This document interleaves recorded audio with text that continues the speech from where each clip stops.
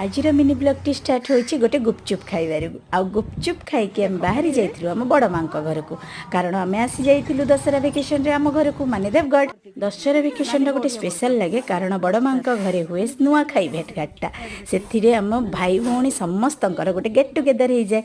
आ गला बेलू से देखीदेली मो पीसी नानी बसिकी मंडा पिठा छाणुला खुड़ी से बक बक बक बक होते आ माँ से गाल हाथ देकी कौन बस बसिकी भावुला जानी कि ना तो मन दुख होता मुझे जानी।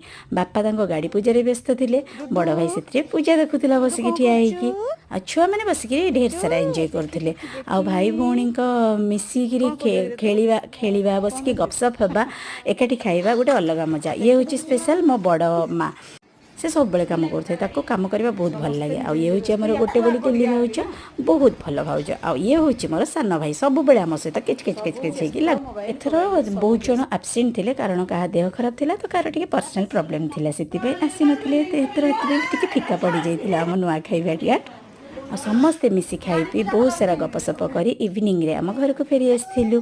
मिनी ब्लॉग टी केमती लगे